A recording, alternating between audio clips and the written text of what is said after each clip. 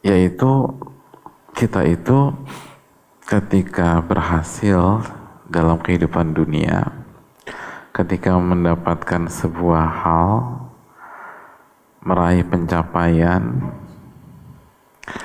mendapatkan yang kita inginkan, berhasil menikah, atau berhasil lulus, atau apalah, atau anak kita jadi anak yang baik, anak yang soleh dan soleha, maka kita terlalu terfokus untuk gembira. Ya, sebatas gembira. Aku senang banget gitu biasanya kita ngomong ya. Hari ini aku bahagia. Hari ini aku merasa jadi seorang ibu. Aku senang.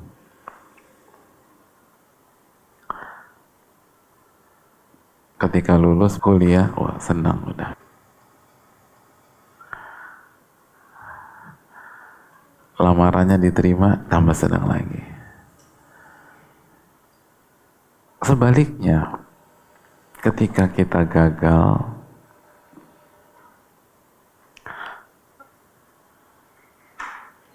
kita lebih fokus untuk bersedih.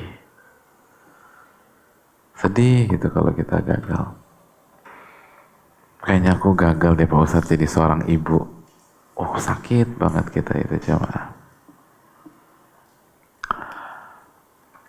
Tadi aku belum berhasil jadi guru, aku masih merasa gagal. Sedih kita tuh. Padahal bukan seperti itu sikap orang-orang beriman. Bukan. Allah mengajarkan kita untuk lebih dari itu. Allah berfirman dalam surat Al-Hadid ayat 22 dan 23, ma asaba min musibatin fil ardi wala fi anfusikum illa fi kitabin min qabli an nabra'aha inna dzalika 'ala Allahi yasir. Apapun yang terjadi, apapun yang menimpa, apapun musibah yang dialami di muka bumi ini dan dalam diri kalian, illa fi kitabin min qabli an nabra'aha, semuanya telah tercatat di Lauhil Mahfuz sebelum hal itu terjadi, jemaah. Sebelum hal itu terjadi di Lauhil Mahfuz, sebelum hal itu terjadi. Kayak gitu kan.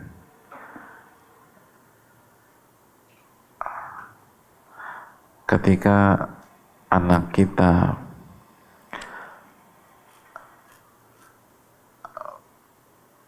berkata-kata yang tidak tepat, itu sudah tercatat di Lauhil Mahfuz sebelum kejadian ini. Ketika murid-murid kita nggak paham-paham, itu udah tercatat di Lauhil Mahfuz sebelum kejadian tersebut.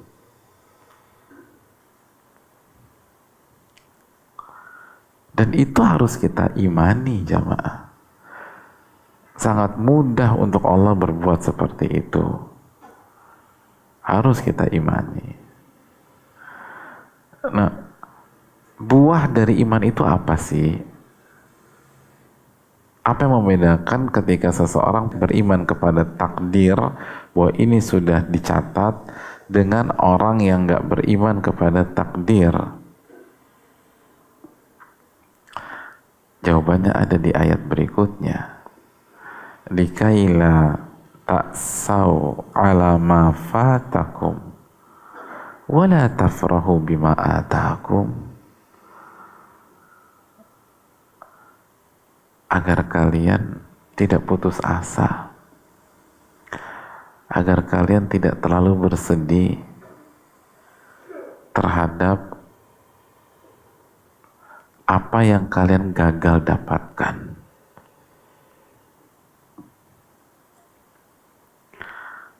Apa yang luput dari kalian.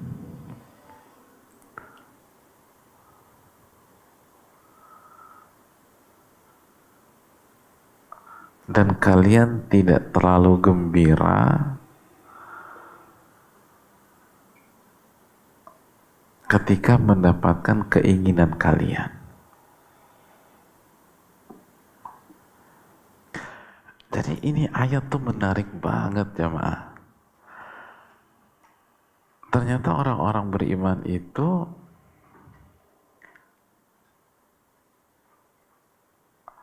dididik oleh Allah untuk tidak terlalu bersedih ketika gagal, ketika nggak dapat apa yang dia inginkan. Sebagaimana orang beriman itu nggak dididik untuk terlalu gembira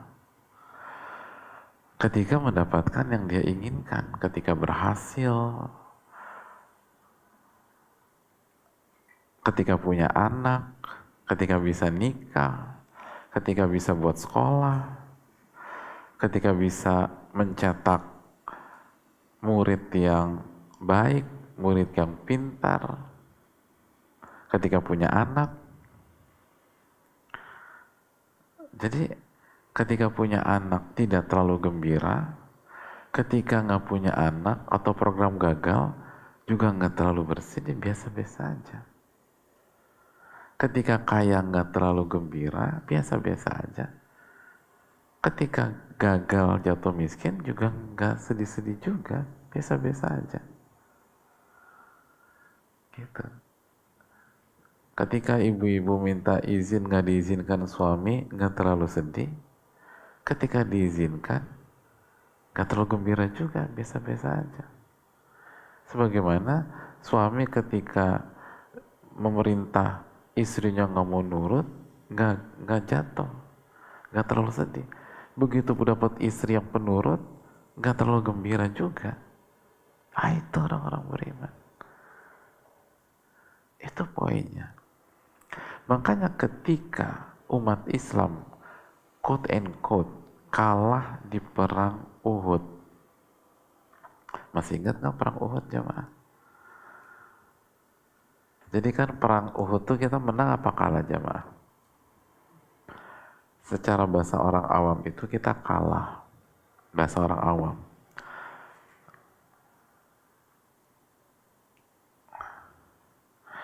Kenapa kita kalah? Karena salah satu faktor utamanya pasukan pemanah khilaf dan tidak ikut instruksi Rasul Shallallahu Alaihi Wasallam. Nah, jadi ada gambaran ya bagaimana kondisi pada saat itu. Pulang ke Madinah kalah perang dan sangat terpukul, down. Dan kenapa mereka kalah perang? Karena mereka menyelisih instruksi. Coba lihat bagaimana cara Allah dan Rasulnya menyikapi mereka. Apakah mereka dibentak-bentak? Enggak. Mereka ditunjuk-tunjuk? Enggak. Mereka dibodoh-bodohin? Enggak. Allah turunkan ayat Surat Ali Imran ayat 139. Allah berfirman, "Wala tahinu wala tahzanu wa antum a'launa in kuntum mu'minin." Wala tahinu wala tahzanu wa antum a'launa in kuntum mu'minin. Ali Imran ayat 139. Wala tahinu, jangan terpuruk, kata Allah. Jangan terpuruk. Ini kalah perang jemaah. Allah bilang jangan terpuruk. Wala tahzanu, Jangan sedih, kata Allah Subhanahu wa taala. Jangan sedih.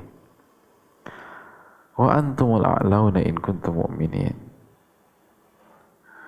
Kalian itu tetap tinggi kok selama kalian beriman kepada Allah. Dalam itu jamaah. Gak dimarahin, gak diturunin pangkat, gak dijatuhkan. Rasul SAW gak marah-marah. Beliau gak mengatakan ini kita kalah gara-gara kalian semua. Gak ada bilang begitu.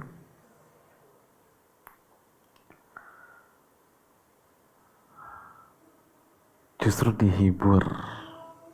Wala tahinu wala tahzanu. Jangan terpuruk dan jangan sedih. Lihat korelasinya dengan Al-Hadid ayat 22-23 tadi. Kaila ta'sau ala ma fatakum, agar kalian tidak terlalu sedih dan putus asa kalau tidak mendapatkan sesuatu.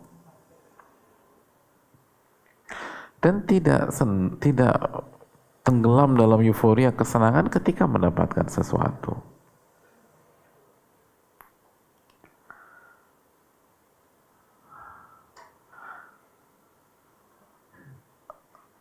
Itulah orang-orang beriman. Itulah orang-orang beriman. Kenapa demikian? Karena orang-orang beriman itu diajarkan dan dididik bahwa semua dinamika di dunia hanyalah ujian. Ujian. Ketika kita mendapatkan sesuatu yang kita inginkan, itu ujian. Sebagaimana kalau kita gagal mendapatkan sesuatu itu ujian. Maka kira-kira cocok nggak kalau kita begitu terpuruk dan hancur ketika nggak dapat apa yang kita inginkan? Nggak cocok, karena itu bukan semata kegagalan, itu ujian. Sebagaimana lebih nggak cocok lagi dikasih ujian kita senang, nggak cocok. Jadi biasa-biasa aja. Berhasil itu ujian, gagal itu ujian. Berhasil itu ujian, gagal itu ujian. Bisa mendengar itu ujian, tuli pun ujian.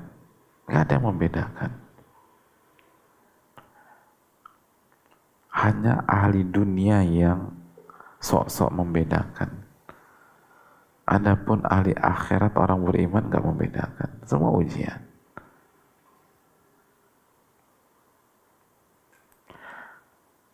Maka perhatian orang-orang beriman, bagaimana, ini penting, bagaimana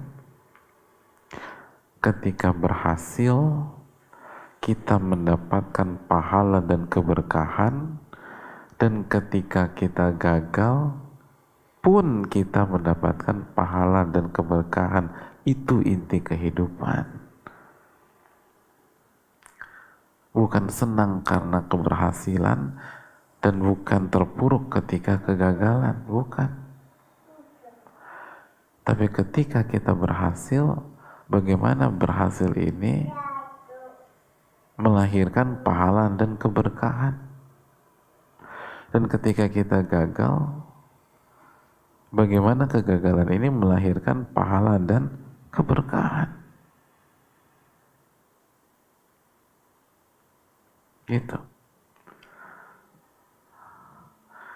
Ketika kita sudah ngajarin anak-anak didik kita, udah jungkir balik kita ajarkan, mereka nggak paham-paham juga. Kita merasa gagal sebagai seorang guru. Jangan berhenti sampai di situ. Mikir, bagaimana kondisi ini menjadikan saya banyak pahala dan keberkahan. Oh, berarti saya harus sabar. Saya harus sabar.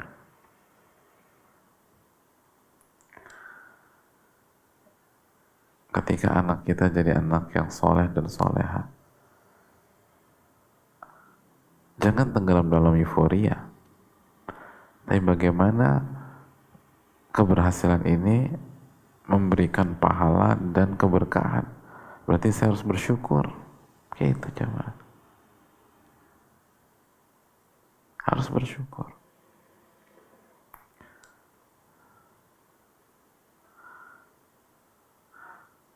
Ketika kita berharap istri kita ke kanan, tapi dia ke kiri, jangan terpuruk. Bagaimana kita dapat pahala dan keberkahan? Oh, kita harus sabar. Coba lagi. Sabar. Doain lagi. Sabar. Minta sama Allah lagi. Gitu coba. Begitu juga sebaliknya. Ketika ngeliat suami, aduh suami saya ini kok begini amat. Jangan sedih. Gak ada yang ngajarin kita untuk itu. Cari pahala dan keberkahan. Makanya Asia ketika ngadepin Fir'aun, beliau gak terpuruk jemaah. Padahal ngadepin suami yang namanya Fir'aun. Kenapa demikian? Karena Fir'aun di mata Asia adalah lumbung pahala dan keberkahan. Makanya alih-alih komplainin Fir'aun, Asia justru menghabiskan waktu beliau untuk berdoa. Apa doanya? Dalam surat At-Tahrim ayat 11, ia berdoa, Rabbi benili indaka baitan fil jannah wa najjini min fir'auna wa amalihi wa najjini minal qawmil zalimin. Rabbi benili, At-Tahrim ayat 11, Rabbi benili indaka baitan fil jannah. Ya Allah, bangunkan untukku rumah di surga. Lihat, ketika rumah tangganya gagal rumah tangganya, Bu, bukan gagal cerai lagi, belum dibunuh sama suaminya sendiri. Itu kan separah-parahnya kegagalan rumah tangga. Tapi lihat bagaimana cara orang-orang beriman itu bermain. Minta kepada Allah, ya Allah buatkan aku rumah di surga. Wa najjini min fir'auna wa amalihi. Ya Allah selamatkan aku dari Fir'aun dan perbuatan-perbuatannya. Dan selamatkan aku dari orang-orang zalim. Sehingga ini ajaib.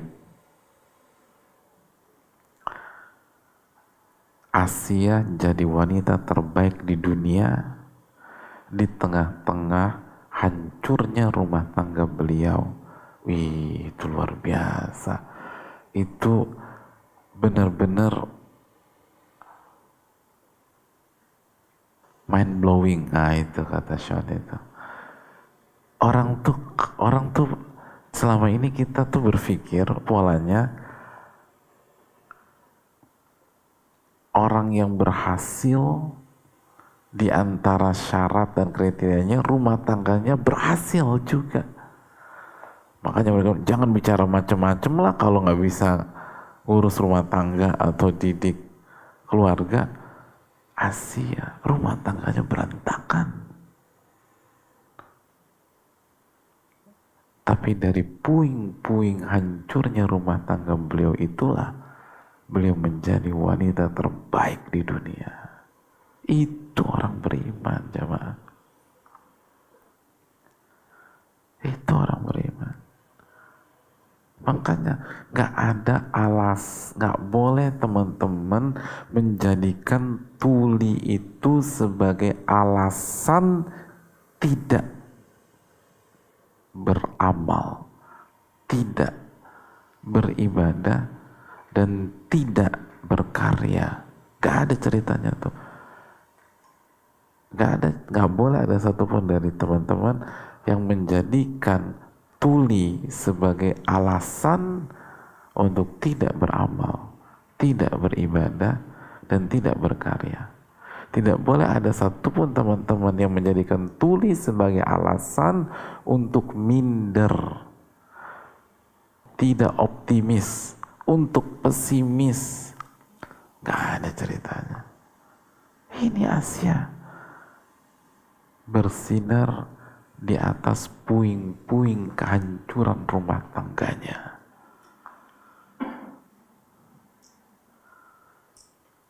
Lihat orang yang gak beriman akan meratapi, aku gagal jadi istri. Harusnya kan gitu kan? Aku gagal jadi istri. Aku gagal membangun rumah tanggaku. Enggak tuh. Jadi wanita terbaik.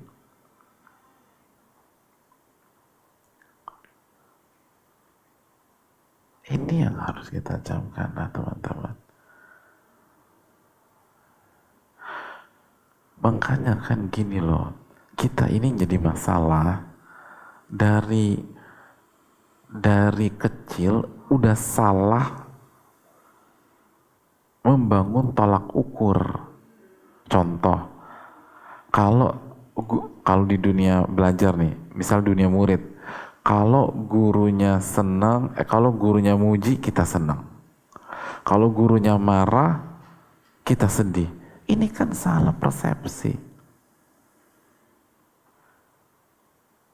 Harusnya kan gurunya muji, cari pahala dan keberkahan dari pujian tersebut. Gurunya marah, cari pahala dan keberkahan dari marahnya guru. Gitu harusnya. Itu yang konsep yang benar. Kita ini kebolak-balik. Orang tua muji kita, gimana dapetin pahala dan keberkahan dari pujian orang tua? Orang tua marah besar, bagaimana mendapatkan pahala dan keberkahan dari marahnya orang tua? Emangnya bisa Ustaz? Ya bisa lah. Dengan cara apa? Taubat, minta maaf. Intinya itu, ini kan ujian untuk mendapatkan keberkahan dan pahala.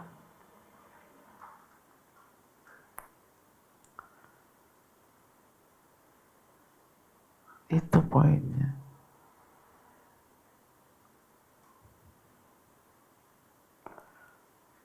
Kita wali murid komplain, kita sedih, merasa nggak dihargai. Itu ciri-ciri orang nggak ikhlas. Orang beriman itu wali murid datang komplain, kita berpikir bagaimana mendapatkan pahala dan keberkahan dari komplainan nih wali murid. Evaluasi diri, istighfar, taubat, perbaiki kinerja, pahala, keberkahan. Gitu.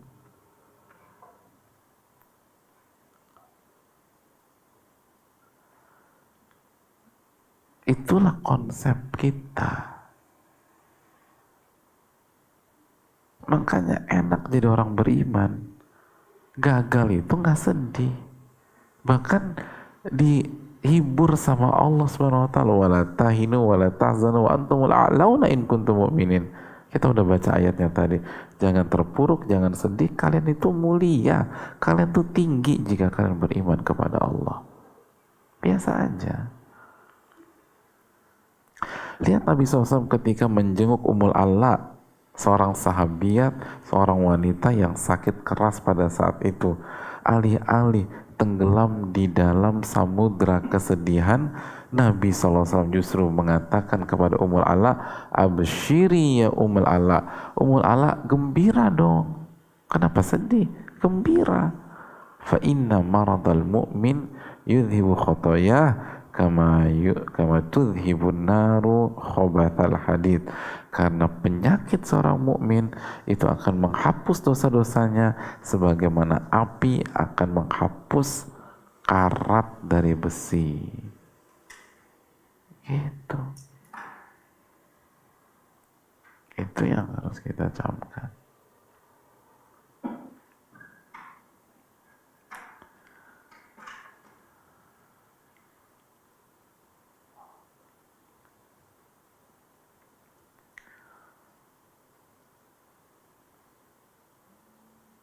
berhasil tidak terlalu gembira, gagal nggak terlalu bersedih, gitu orang muslim.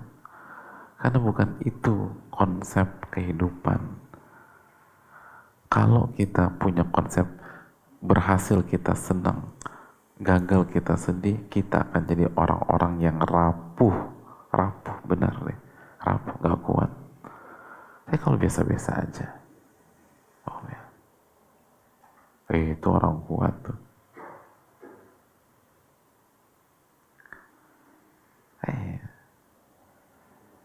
Rapuh, rapuh. Nah, itu. Ingat semua ini tuh ujian. Kita cari pahala dan cari keberkahan. Dan otomatis kita akan bahagia. Akan bahagia. Ya, saya rasa cukup sampai di sini. Terima kasih.